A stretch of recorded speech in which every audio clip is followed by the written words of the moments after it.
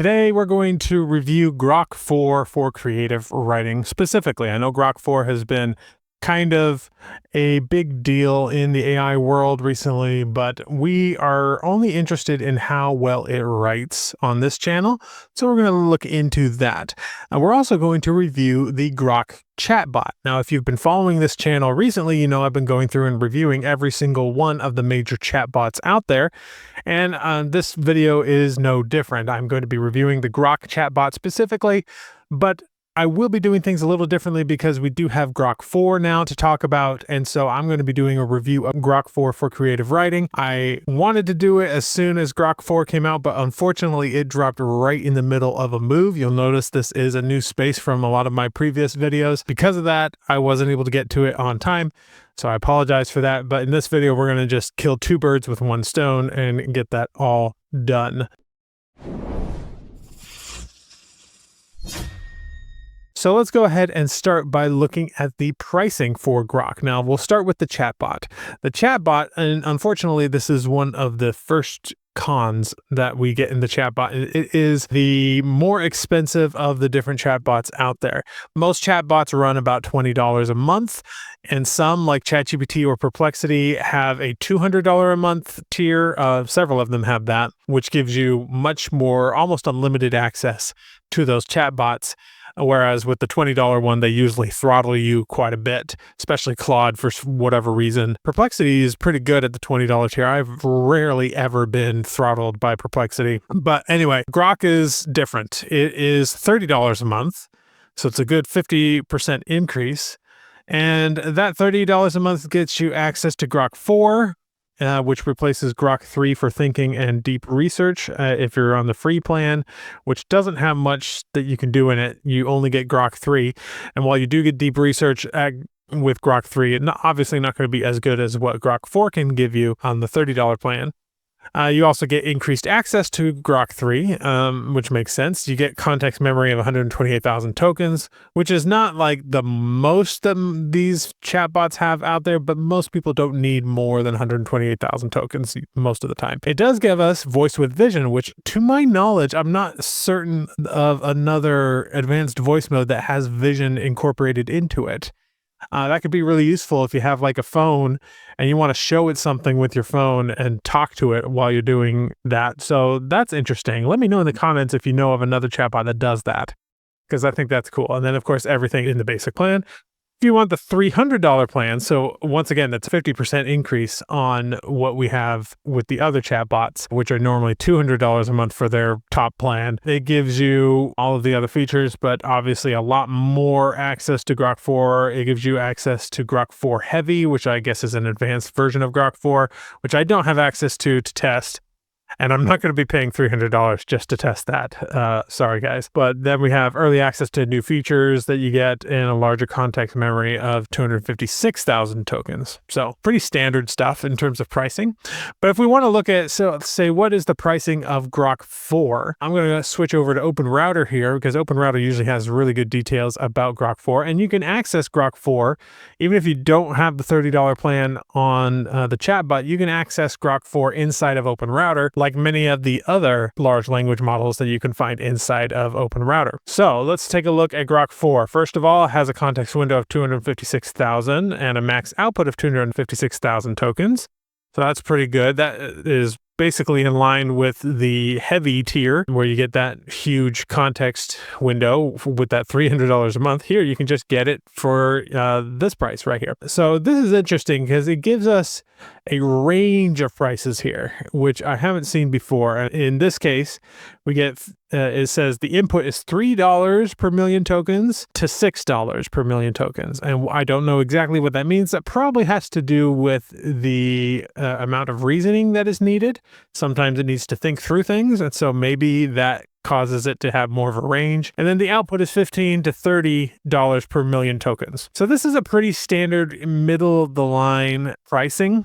for a model. The $3 and the $15 is the same price as Claude 4, Claude 4 Sonnet, excuse me. And even though it can seemingly double in price, so that is something to keep in mind, it can still be fairly affordable. It's not like one of those really, really heavy ones like Claude 4 Opus, for example, that are really expensive to run. But enough about that. Let's talk about Grok 4 as a writing companion. I went through and ran my standard prompts through it, and I no longer do the thing where I highlight how many words I think are usable and count that up, because that was just unsustainable for me.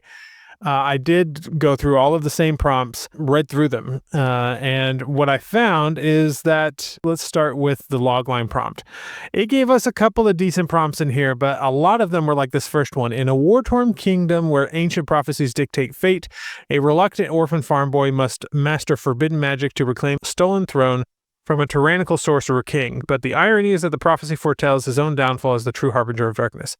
This, to me, is like as standard of a fantasy prompt as it's possible to be. There's nothing that is unique or interesting about this particular prompt. And that's what I saw with most of these. Most of them were pretty standard, nothing really groundbreaking about them. Some of them sound a little bit interesting. I thought this one, number 19, in a realm of time-weaving chronomancers, a time-lost warrior must prevent a catastrophic war by assassinating his younger self, opposed by a future version antagonist who profits from the chaos, with the ironic twist that success creates a loop where he's forever the villain. Now, a lot of that, like, it's interesting to me, but it's also a little bit confusing, because it's just like, wait, what's happening? Like, how is this going to work? A lot of timey-wimey stuff in there. So there were a couple of ideas in there, but nothing truly groundbreaking, I felt. Then we get the outline test prompt. This is one area where I thought it did pretty well, although it did succumb to a common issue that I see with a lot of large language models doing this particular prompt. The way this prompt works is I ask it to outline a novel, I give it a brief synopsis of what the novel is about, and I give it my 40-chapter plot module template, which, by the way, you can get by going to one of this, either the Story Hacker Silver or the Story Hacker Gold group down below, if you're interested in getting that template for yourself. But I have it take that 41-chapter plot module template and create a full outline for it. It used to be that none of the models could even do the entire outline all at once. They had to take it in chunks. But ever since about Claude 3.5 or 3.7, most of the models that have come out have started to do this. But I have noticed with some models that they start out really detailed, and then as the outline progresses, it gets less and less detailed, and every chapter summary gets shorter and shorter and shorter. And that is what I saw here with Grok 4. You can see the prologue. Very nice beefy paragraph here for the prologue. Same for chapter 1, chapter 2. But as you go, they start to get shorter and shorter, as you can tell. And they start getting really short. Right about here, the 21 chapter range, it's just like one sentence, right? 2 lines total. And while it did finish the entire story, all 41 chapters here, it obviously was not giving the same amount of detail. Now, you might say, okay, well, so what? But a lot of the other models won't do this these days. And so I see this as kind of falling behind a little bit, because a lot of the earlier models would do this, where it would get shorter and shorter and shorter as we go along, but a lot of the more recent models just don't. The Claude models don't. The recent GPT models don't do this. So I see this as a bit of an issue. I read through the story, and it's not bad. It does have a couple of really obvious AI cliches, like this name, Alara, very common name that AI comes up with, and a lot of other things that were just kind of, standard cliche type stuff. But overall, it was a cohesive story that worked. Like, you could use it if you wanted to. It wouldn't necessarily be the most groundbreaking thing, but you could use it.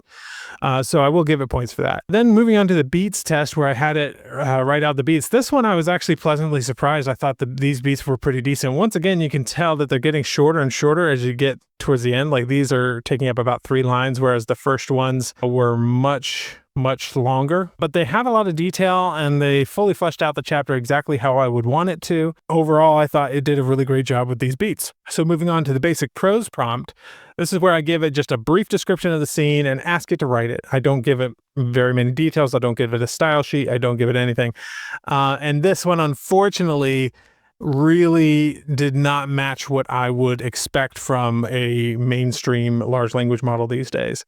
You can tell there's a number of AI-isms in there. So if we read a little bit, Haldred staggered forward, his boots scraping against the unyielding stone, each step a testament, oh, there's that word, to exhaustion that threatened to claim him. So there's a lot of words like that, like a testament, that it's just like way overused by most of the chatbots, but haven't been as big of an issue in more recent things. So the fact that it came up in like sentence one was a little bit jarring for me. Overall, I felt like this was a lot of good description, but nothing that I would say was really in the deep point of view of the character, which is how most books are written these days. I never really felt like I was in the guy's head feeling the feelings that he had while he was going through this ordeal here.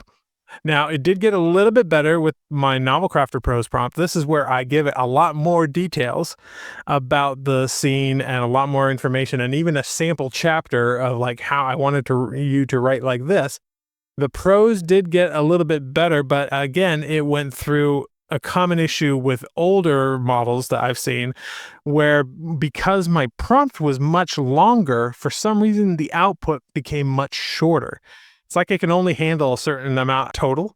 So even though, while this basic prose prompt was, let's see, and this is the same scene I'm asking it to write. So that was about 500 words. This one here was 200 words. So only 40% of the first one. And it's the same scene and the same beats that I ask it to write. The only difference is that the prompt includes a lot more information on how to write it.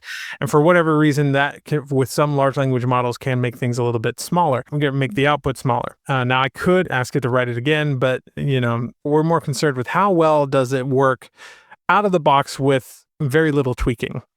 And unfortunately, it doesn't do very well here. Now, the dialogue prose prompt, this is basically the same as the basic prose prompt, but I give it a different scene with a lot of dialogue in it. In this case, I actually thought some of the dialogue was pretty good. Like if we look at some of the text here, let's move down. So you make the laws, father. You're the king of Varlden. Bend them for the God's sake. That man could have been one of us.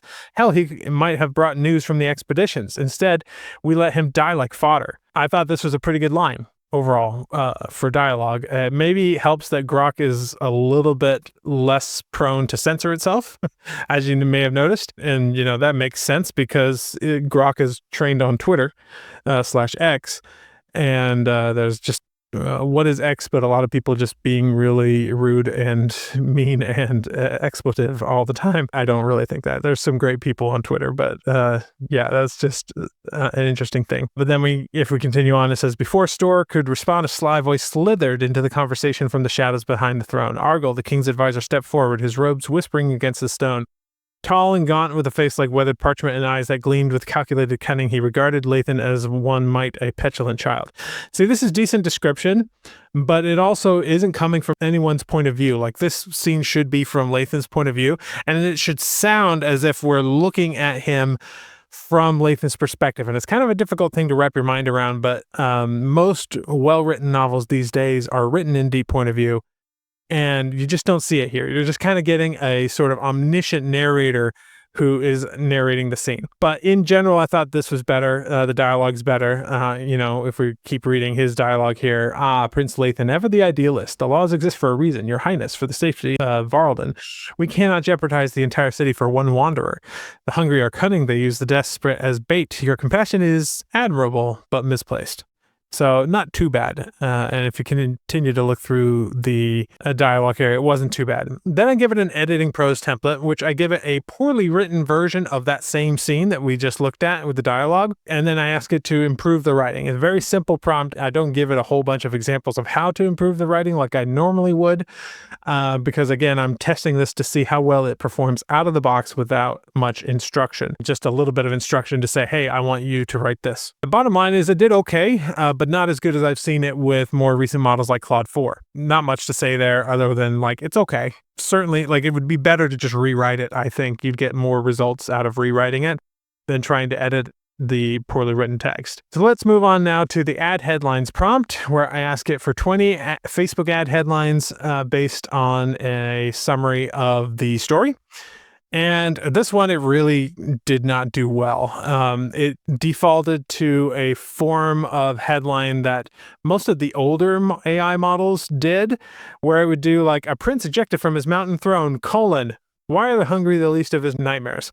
And this is a format that I don't see any successful copywriter ever using, but it is used so often by AI. Thankfully, some of the more recent models from other places like Claude 4 don't do this as often, but pretty much every single one had that format. And these are also very lengthy headlines, which I would say is a problem. A lot of the other models did not have such lengthy headlines. So I would say this definitely failed at the add headlines prompt. Then I give it a newsletter prompt, asking it to basically write an announcement newsletter for this book. Like, if I were to release this book, please give me an email about announcing it for such and such a date. And I'd ask it to do it in the style of Ryan Holiday's emails. And unfortunately, I probably need to improve my prompt for this one, because none of the AI models really do particularly well at this one. And Grok 4 was no exception. First of all, like, these are chunky paragraphs right here. And there's a lot of them too. Which I would never, ever do if I were actually writing an email to people. Like, people do not read chunky emails like this. You want it to be short, succinct, and really enticing. I would say it didn't do a good job there, but neither have most of the others, to be honest.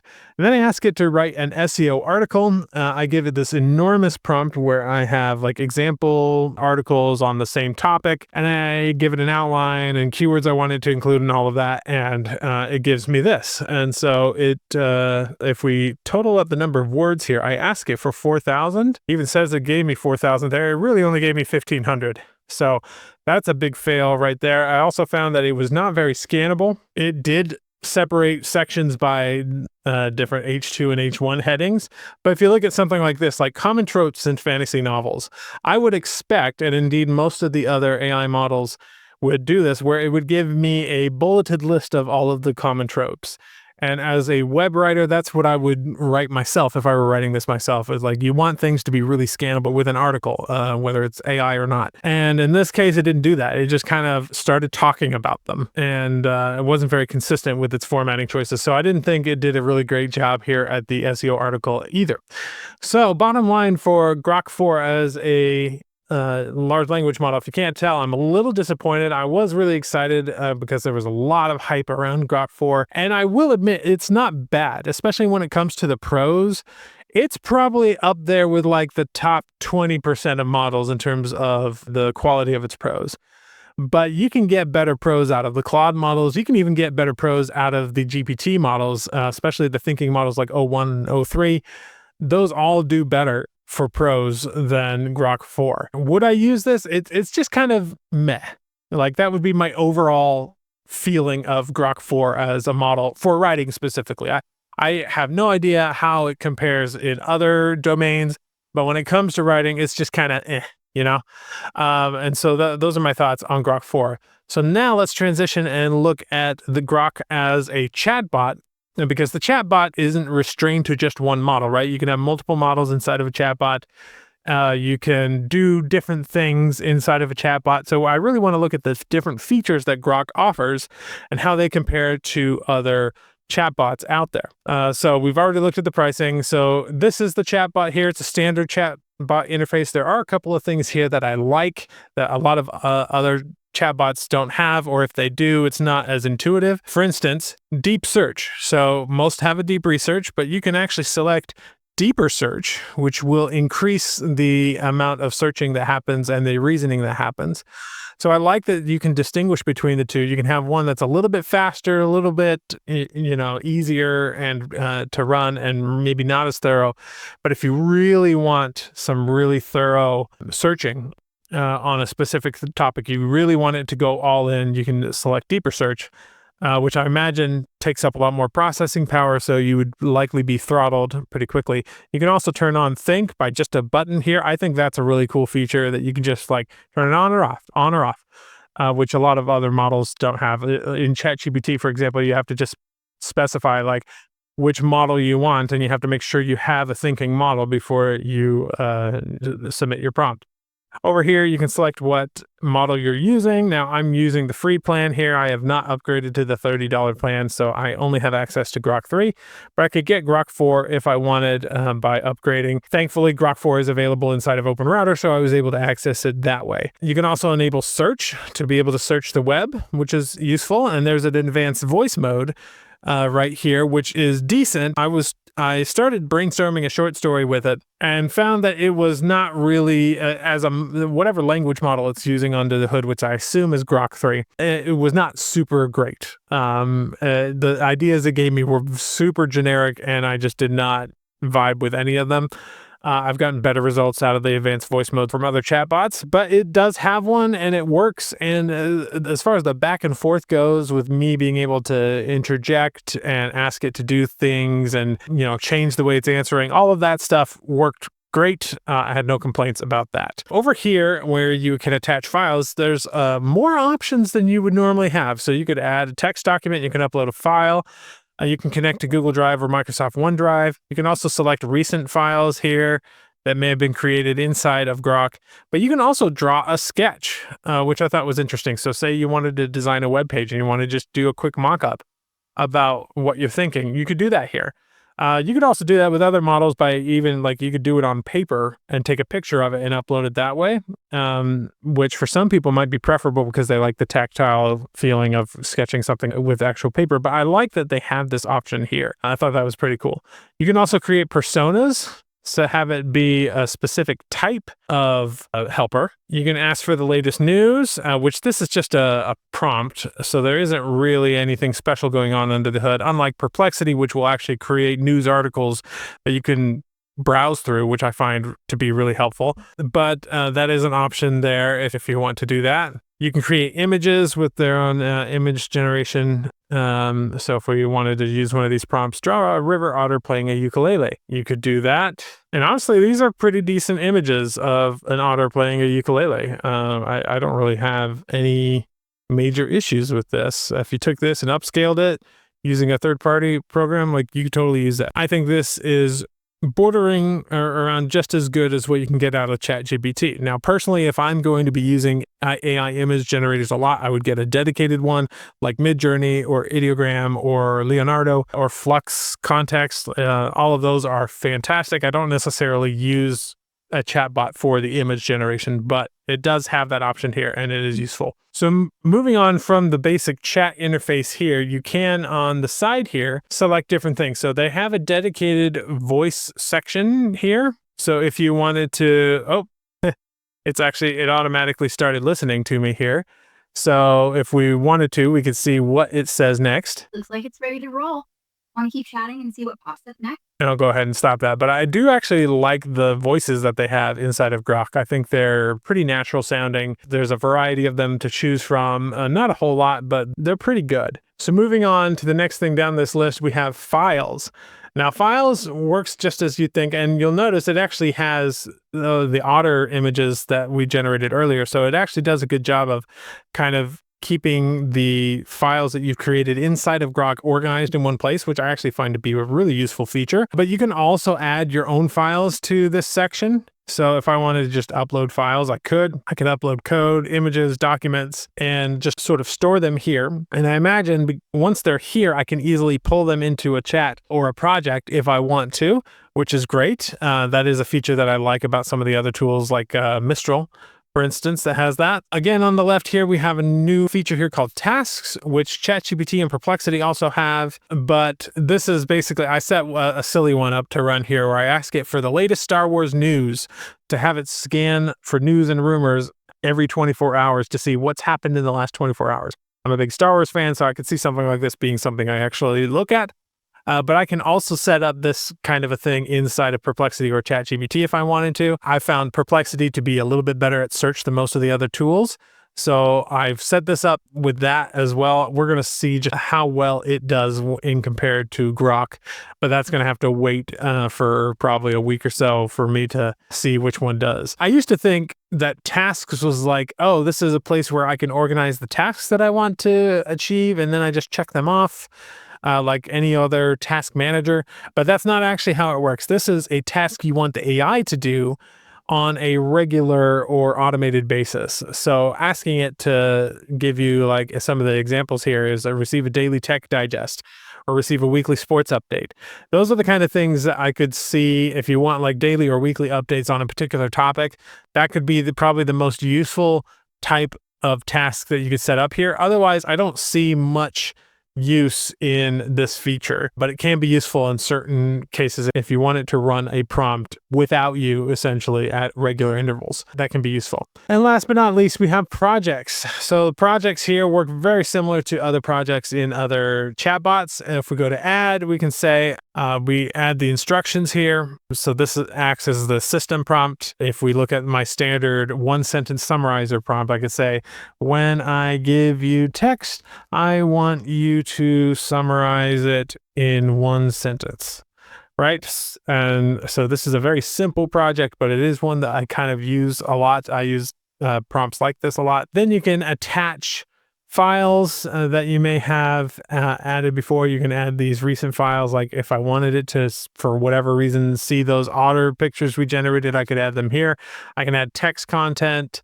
I can connect it to Google Drive, upload any other files, anything you need, basically. And then inside of this project, we can see like what our attachments are. We can also look at all of the conversations that we've had within this project.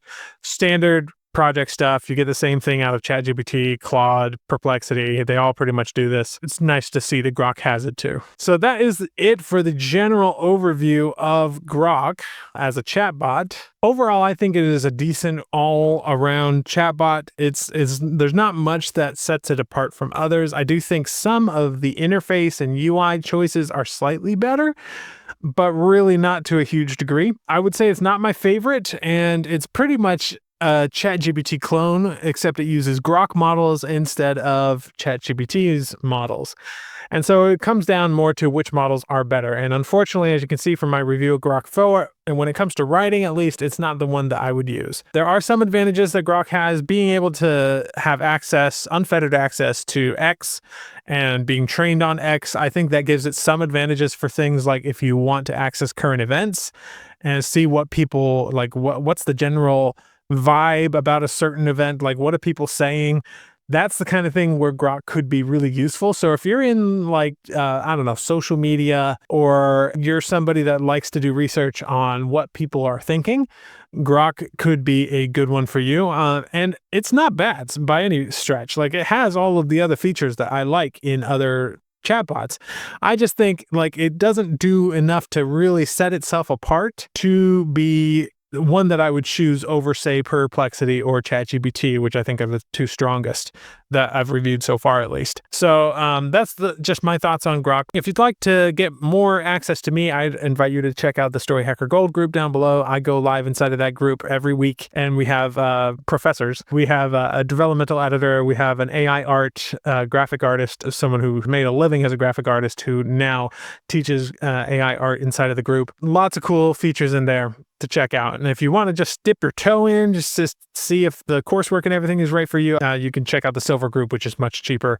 Gives you a little bit of a taste of what it's like in the Gold group, and then you can make your decisions from there if you want. So go ahead and check that out, and I will see you in the next video.